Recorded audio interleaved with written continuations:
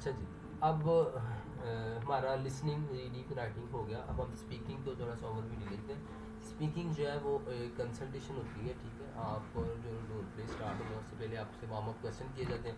Warm up question में normally आपसे पूछा जाता है कि जी आप नर्सिंग प्रोफेशन में अच्छा किया है, नर्सिंग प्रोफेशन आपने चूज़ भी किया, रोल मॉडल किया, आपके नर्सिंग प्रोफेशन में ऐसी कौन सी चीज़ है, तो आपके प्रोफेशनल बैकग्राउंड के बारे में पूछा जाता है। इस तरह की चीज़ें होती हैं। जब ये 2 से 3 मिनट्स में हो जाते हैं, उसके बाद आपको 3 मिनट दिए जाते हैं कि आप एक रोल प्ले को प्ले करें।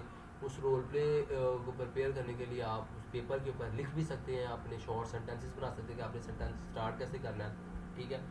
और कंसल्टेशन में पर्सन प्रोफेशन स्पेसिफिक होती है। नर्स नर्स का रोल अदा करेगा, डॉक्टर डॉक्टर का करेगा, जो भी प्रोफेशन है।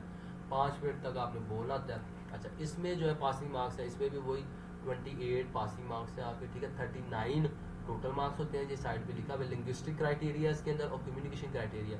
लिंग्विस्टिक क्राइटेरिया के अंदर क्या आता है कि आपकी इंटेलिजिबिलिटी देखी जाती है, आपकी फ्लुएंसी देखी जाती है, आपका अप्रोप्रिएटनेस देखा जाता है, और resource of grammar and expression जो आप यूज़ करते हैं वो देखे जाते हैं। और इन सब में देखिए, ये 0 to 6 मार्क्स होते हैं इसके अंदर और इसमें सब में अपने फोकस क्या करना है कि लिसनर की जो ना अंडरस्टैंडिंग और कंफर्ट हो।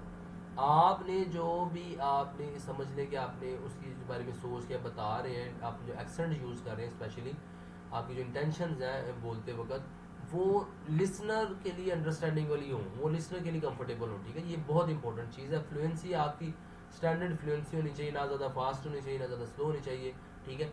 और आपने एक्सेंट अपना चेंज ना करें, जो आपका नॉर्मल एक्सेंट है ना उसी के अंदर बेहतरी लाए, अपने सेंटेंस स्ट्रक्चर को बेहतर करें, क्योंकि ये चीज़ें से आपके स्कोर ऊपर चले जाते हैं। आप कोई एक्सेंट अडॉप्ट करेंगे वो आपके लिए प्रॉब्लम हो जाएगी, सही है। वो उसमें गलतियां करने के चांसेस आपके बढ़ जाएंगे। और ओईटी के अंदर जितनी गलतियां कम करेंगे उतने नंबर आपके ऊपर जाते जाएंगे, ठीक है। ग्रामर वगैरह जो आपने यूज़ करनी है, वो वोकेबलरी आपकी जो है ना, जैसे फॉर एग्जांपल वो मेडिकल स्टैंडर्ड की मतलब होनी चाहिए कि ऐसे वर्ड्स होनी चाहिए जो फेमिलियर हो, इनफॉर्मल लैंग्वेज ऐसी हो जो फेमिलियर हो। ऐसे नहीं कि आप उसके लिए कोई डिफरेंट लैंग्वेज यूज़ करनी शुरू कर दी है, मेडिकल से हट के बिल्कुल ही उसको किसी और तरीके से समझाने की कोशिश करें। आप केस नोट्स आपको दिए जाते हैं, टास्क आपको दिए जाते हैं, उसी में से आपने वर्ड चूज करके उनके सेंटेंस बस बना देते हैं। कम्युनिकेशन करते वक्त कम्युनिकेशन क्राइटेरिया जो उसके 0 to 3 मार्क्स होते हैं, पैरामीटर्स 1 2 3 4 5 होते हैं। 5 पैरामीटर्स पे आपको असेस करते हैं, देखते हैं कि आपके अंदर रिलेशनशिप बिल्डिंग क्या आता है, आप जो डेमोन्स्ट्रेशन करते हो, आप अपने पेशेंट को रिस्पेक्ट दे रहे हो, आप एम्पैथी शो कर रहे हो। इसकी स्पेशल एक लैंग्वेज होती है, इसके ऊपर भी मैंने वीडियो बनाई हुई है, आप वो देख सकते हैं। तो मेन चीज़ ये है कि आपको रिलेशनशिप बनाना था कि आप पेशेंट से स्टार्ट कैसे कर रहे हो, इंट्रोडक्शन अपना कैसा दे रहे हो। एक रिलेशनशिप बिल्डिंग स्ट्रैटेजी होती है, वो आपको आती कि नहीं आती। फिर आप पेशेंट के पर्सपेक्टिव्स को, ठीक है, स्पीकिंग को पास करने के लिए जो सबसे बेस्ट टेक्निक है ना, वो है पेशेंट सेंटर्ड अप्रोच। उसमें वो क्या होता है जी कि आप पेशेंट्स के पर्सपेक्टिव को वैल्यू देते हो कि पेशेंट जो बात अपने बारे में बता रहा है वो ठीक है, उसको सुन के फिर आप अपनी अपनी राय देनी, ठीक है। प्रोवाइडिंग स्ट्रक्चर का मतलब ये होता है जी कि आप जो है ना, एक कन्वर्सेशन आपको पता है कि पूरा टास्क आपको दिया कि आपने ये चीज़ें कवर करनी है, तो आपने उसको स्ट्रक्चर देना है, पहले कौन सी बात कर रहे हैं, बाद में क्या कर रहे हैं, किस तरह आपने अगर डी ट्रैक हो रहा है दोबारा पेशेंट को कंसर्न क्लियर करके आपने दोबारा अपनी जो रोल है उसके अंदर उसको लेके आना, टास्क के अंदर लेके आना है, ठीक है। इन्फॉर्मेशन लेनी आपको आती है, जो आप लैंग्वेज यूज़ करते हैं ज़्यादा, एक देखें इनडायरेक्ट लैंग्वेज होती है, इनडायरेक्ट स्पीच जिसे कहते हैं, वो आपने यूज़ करनी है, वो यूज़ करते हैं तो आपके उसके नंबर बढ़ जाते हैं। इन्फॉर्मेशन देनी आपको आनी चाहिए, ठीक है। आप जो वर्ड सिलेक्शन आप करते हैं, open ended question, close ended question, वो अच्छे होने चाहिए।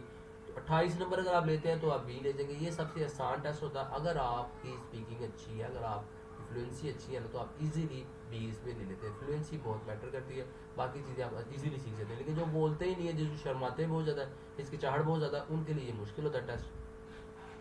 प्रिपरेशन के लिए ये है कि डिफरेंट लोगों के साथ करें, ठीक है, डिफरेंट लोगों के साथ प्रिपेयर करें। आपको सिनेरियो बैकग्राउंड आपको इजीली आपने वो टास्क के अंदर पढ़ना है।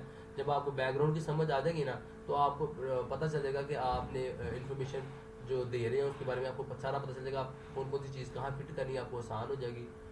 और सेम इन्फॉर्मेशन बार बार ना दें, अगर आप वो बार बार देते हैं तो मुश्किल है। वर्ब टास्क जो होता है ना, जो टास्क के अंदर वर्ब्स दिए हुए वो आपको हेल्प करते हैं कि आपने कौन कौन सी चीज़ यूज़ करनी है, कौन से बारे में डिस्क्राइब करना है। इमरजेंसी कम्युनिकेशन जो होती है मोस्टली इमरजेंसी में डिफरेंट हो जाएगी आपकी, और पेशेंट की जो एज है, इमोशंस हैं, फॉर एग्जांपल पेशेंट की जो कंडीशन है उसको के मुताबिक आपकी कम्युनिकेशन स्टाइल है वो डिफरेंट हो जाएगा, ठीक है।